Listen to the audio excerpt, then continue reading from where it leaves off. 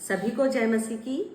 मैं शकुंतला सोनूले कोल्हापुर कागज से एमएमबी के काउंसलर आज सैमुअल माइकल और उनके फॉलोअर्स के लिए एक वीडियो बना रही हूँ।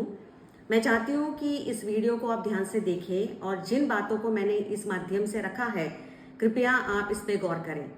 पहली बात तो मैं ये कहना चाहती हूँ सैमुअल माइकल आपके लिए कि जिस तरीके से आप यूट्यूब पे फेसबुक पे प्रचार कर रहे हैं, जिस प्रकार की लैंग्वेज आप यूज कर रहे हैं, मुझे लगता है कि आप जैसे सीनियर सिटीजन के लिए इन बातों को आपके मुंह से सुनना किसी को भी पसंद नहीं आएगा।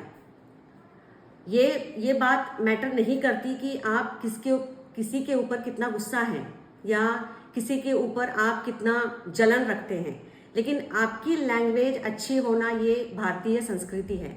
मुझे लगता है कि उसको आप बिल्कुल भी फॉलो नहीं कर रहे हैं।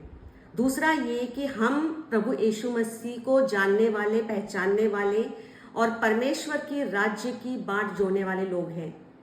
आप किसी के ऊपर लांछन लगाने से पहले कृपया ध्यान से आप वचनों का आप अभ्यास करें। आप देखें कि आप जो कुछ भी कह रहे हैं पास्टर डैनियल राज जी के बारे में वो कितना सही है।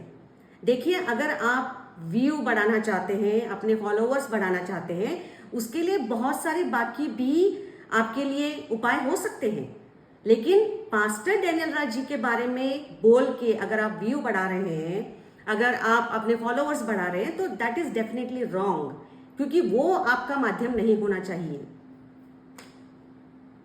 क्योंकि 2020 में जब लॉकडाउन लगा, उससे पहले जहां भी हम चर्च में जाते थे, जो भी बातें हम सुनते थे पास्टरों के द्वारा, वो सिर्फ यही होती थी कि चंगाई, परमेश्वर चंगाई देता है, परमेश्वर हमारी गरीबी को मिटाता है, परमेश्वर हमें ब्लेसिंग देता है, परमेश्वर हमें अमीर बनाता है, परमेश्वर हमें बरकत देता है, परमेश्वर हमसे प्यार करता है।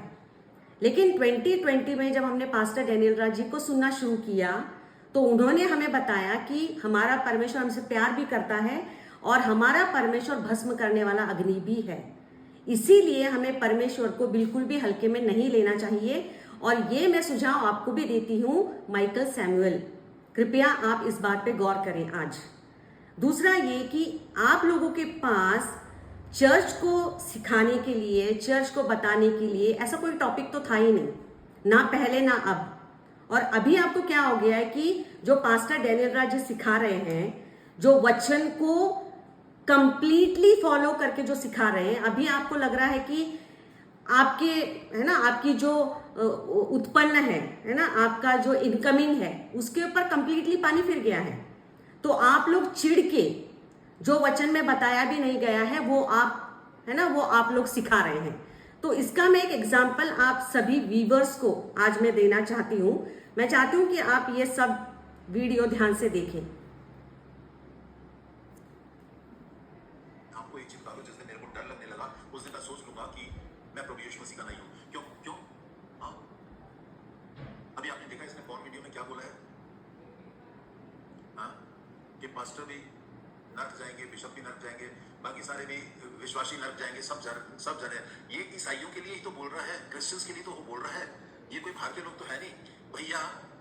हाँ, हम अपने कर्मों के द्वारा हम नर्क नहीं जाएंगे, हम अपने कर्मों के द्वारा स्वर्ग नहीं जाएंगे, हम अपने कर्मों के द्वारा प्रभु यीशु मसीह के साथ नहीं जाएंगे। अगर कर्मों के द्वारा जाना होता तो वो जो डाकू प्रभु यीशु मसीह के दाहिने या बाइने हाथ था, उसने बोला कि प्रभु जब तू अपने राज्य में आए तो मेरी सुधि लेना। तो प्रभु यीशु मसीह ने कहा कि तू आज रात ही मेरे साथ स्वर्ग में होगा। हमारा इतना अंगीकार करना कि प्रभु मैं तेरे साथ जाना चाहता हूँ, प्रभु हमको लेके जाएगा, कर्मों से नहीं। तो सुना आपने, ये कहते हैं कि हमें अपने कर्मों से कोई लेना देना नहीं है, प्रभु को हमारे कर्मों से कोई लेना देना नहीं है। अगर हम प्रभु के साथ जाना चाहते हैं, अगर हम बोलते हैं कि प्रभु मुझे आपके साथ स्वर्ग जाना है, तो बस इतना काफी है। मरते दम तक मैं पाप क्यों ना करती रहूं, लेकिन मरते दम में मैं बोलूं कि प्रभु मुझे आपके साथ स्वर्ग जाना है तो मैं स्वर्ग के लिए रेडी हूं। तो ऐसी शिक्षा ये देते हैं, और मुझे जो आप लोग इसको फॉलो करते हैं, मुझे आपके ऊपर तरस आता है।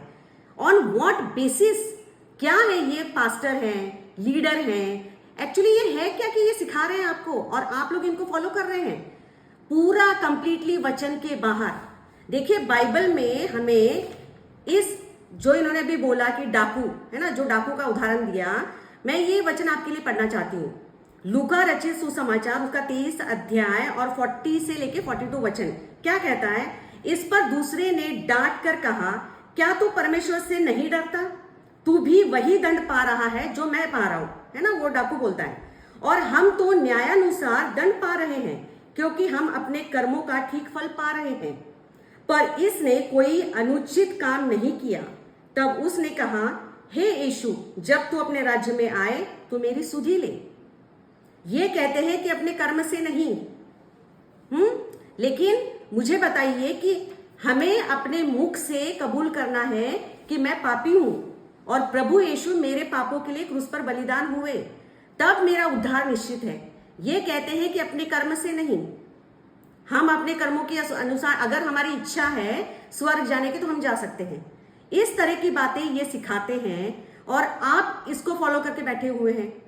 मैं चाहती हूं आप इस बातों पे आज गौर करें और समझें कि बाइबल क्या कहती है और ये लोग आप लोगों को कैसे बुद्धू बना रहे हैं।